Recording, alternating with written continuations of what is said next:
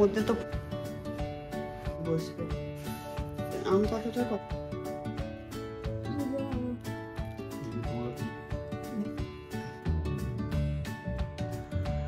আশ্বিন মাসের পূর্ণিমা তিথিতে পালিত হয় কোজাগরী লক্ষ্মী পুজো। কথিত আছে এই রাতেই মা লক্ষ্মী স্বর্গ থেকে পৃথিবীতে নেমে আসেন এবং যিনি জেগে থেকে ভক্তি ভরে তার আরাধনা করেন মা লক্ষ্মী তার গৃহে ধনসম্পদ, শান্তি আর সমৃদ্ধি বর প্রদান করেন। Hello everyone, I am Atri, welcome back to my channel everyday eco Jatri. আজকের ব্লগে থাকবে কোজাগরী লক্ষ্মী পুজো কেমন করলাম আমার বাড়িতে। দুর্গাপুজোর আনন্দ শেষ হওয়ার খুব বেশি দিন না হতেই বাঙালির ঘরে ঘরে আবার শুরু হয় আরও একটি পবিত্র এবং আনন্দ ঘন পূজা, যার নাম কোজাগরী লক্ষ্মী পুজো। আজকের এই শুভরাত্রিতে মা লক্ষ্মীর পুজোকে ঘিরে আমাদের বাড়িতেও জমে উঠেছিল এক অন্যরকম আনন্দ, ভক্তি আর আয়োজনের আবহ। সেটাই আজকে আপনাদের সাথে শেয়ার করে নেব। সব রং হয়েছে, পেন্টিংয়ের কাজ চলছে। এখানে আলপনার সাথে আরও 4-5টা ছোট ছোট বুঁদ আপনি দেখতে পাবেন অন্য রঙের, সাদা রঙের। আলপনার মধ্যে তো ফোঁটা দিয়েইছি, তার মধ্যে আরও ফোঁটা রয়েছে। এই কাজের অন্যতম বড় দিক হচ্ছে বাড়িতে বসেই নিজের হাতে প্রসাদ তৈরি করা, আর এই ক্ষেত্রে আমার মা আমাকে অনেক হেল্প করে দিয়েছে। মা লক্ষ্মীর ভোগের সমস্ত আয়োজন এবং সব কিছু মা তৈরি করে দিয়েছে। যা কিছু দেখতে পাচ্ছেন, সুজি, লুচি, সব রকমের ভাজা, খিচুড়ি, পায়েস সব মা রেডি করে দিয়েছে। আমার ক্ষেত্রে অনেকটা সুবিধে হয়ে গিয়েছিল। আর মা লক্ষ্মীর ভোগে সাধারণত ধান, মুড়ি, নারকেল, বাতাসা, ফলমূল এগুলো তো আমি এইচএল থেকেই বাজার করে নিয়ে এসেছিলাম। আপনারা তো আগের ব্লগে দেখেইছেন। মিষ্টি, সেগুলো সব কিছু নিজের হাতে বানানোর একটা আলাদা তৃপ্তি আছে, এ তো একদম ঠিকই। আমার হাজব্যান্ডও অফিস থেকে এসে জলচৌকি পেতে একটু হেল্প করে দিয়েছিল। এই পুজো পাশার বাড়িতে প্রত্যেকে মিলে কাজ করলে কিন্তু কাজ খুব তাড়াতাড়ি এগিয়ে যায়, আর সবাই মিলে কাজ করলে আরও ভালো লাগে। আলপনা দেওয়া আমার মোটামুটি কমপ্লিট হয়ে গেছে। প্রসাদ তৈরি হয়ে গেলে সুন্দর করে থালায় সাজিয়ে মা লক্ষ্মীর সামনে নিয়ে আসবো। পাশে ধানের ছড়া, বাতাসা, আলপনা, প্রদীপ সব মিলিয়ে পুজোর সাজসজ্জা যেন ঘরের পরিবেশকে আলোকিত করে তুলেছিল। আর ব্যাকগ্রাউন্ডটা তো আপনারা জানেন, এটা পার্মানেন্ট, এইভাবেই থাকে। সন্ধ্যা নামতেই শুরু হলো পুজোর আচার। এই হচ্ছে আমার মা লক্ষ্মী। আর আমার বাড়িতে আরেকটি জ্যান্ত মা লক্ষ্মী থাকে, জানেন? সেটি হচ্ছে আমার মেয়ে ঋদ্ধিশ্রী। ঋদ্ধিশ্রীর মানেও মা লক্ষ্মী। মা লক্ষ্মীর প্রতিমার সামনে আঁকা হলো চালের গুঁড়ো দিয়ে আলপনা, পদচিহ্ন এঁকে বোঝানো হলো মা লক্ষ্মীর ঘরে আগমন হয়েছে।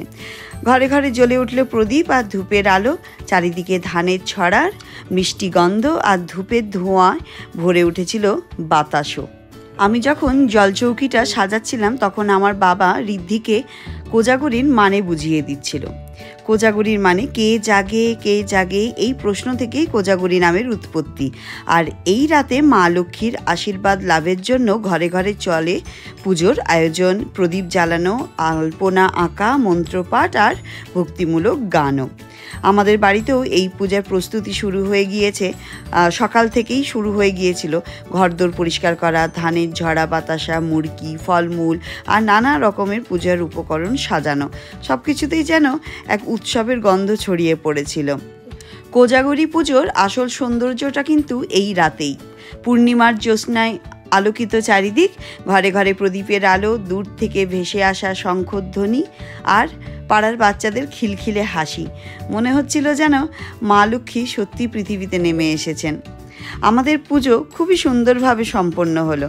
পরিবারের সবাই মিলে মন্ত্রপাঠ করলাম, আরতি করলাম আর পুষ্পাঞ্জলি দিলাম, আর মন দিয়ে প্রার্থনা করলাম যেন মা লক্ষ্মী আমাদেরকে, আমাদের ঘরকে ধন ধান্যে, সুখে, শান্তিতে ভরিয়ে দেন। এবছর বিশেষ করে মনে মনে এই প্রার্থনাটাই করেছিলাম, মা যেন তোমার আশীর্বাদে আমাদের পরিবারে সবসময় যেন ভালো হয়, ঐক্য আর আনন্দ থাকে।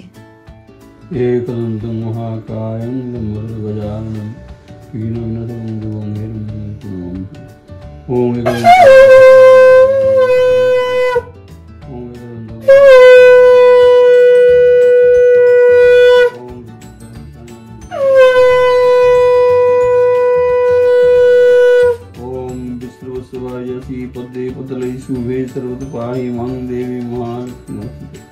ओम विश्वोत्सवाय पदे पदले शुभे सर्वतपाहि मां देवी महालक्ष्मी। ओम विष्णुस्वागति पदे पतले शुभे सर्वतोपरि ओम ह्रीं श्रीं क्लीं कमलवासिन्यै स्वाहा ओम ह्रीं श्रीं क्लीं कमलवासिन्यै स्वाहा ओम ह्रीं श्रीं क्लीं कमलवासिन्यै स्वाहा।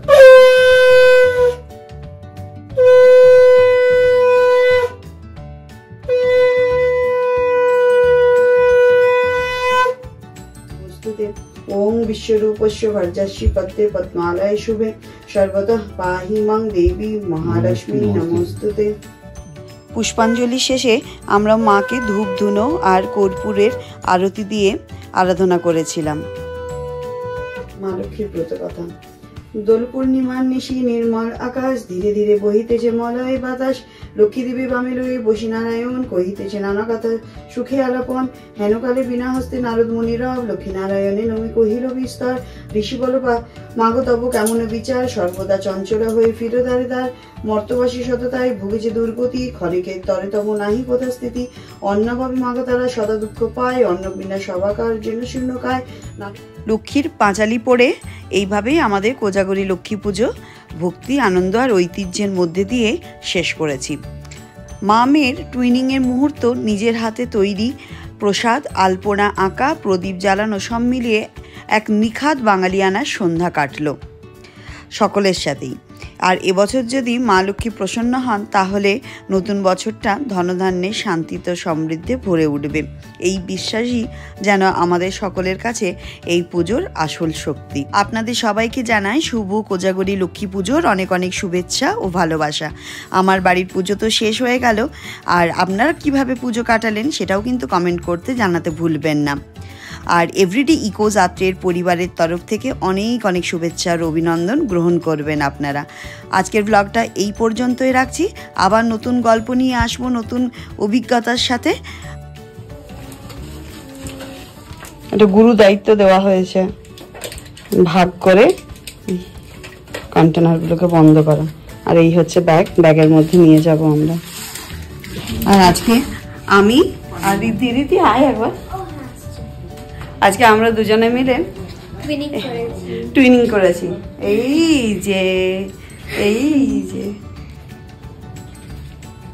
কেমন লাগছে আপনারা জানান। আর এই ব্লগটা যদি ভালো লেগে থাকে তাহলে লাইক, শেয়ার, সাবস্ক্রাইব আর অবশ্যই কিন্তু কমেন্ট করতে ভুল করবেন না। চলুন তাহলে দেখা হবে নতুন ব্লগের সাথে। Tata, bye bye, thank you so much.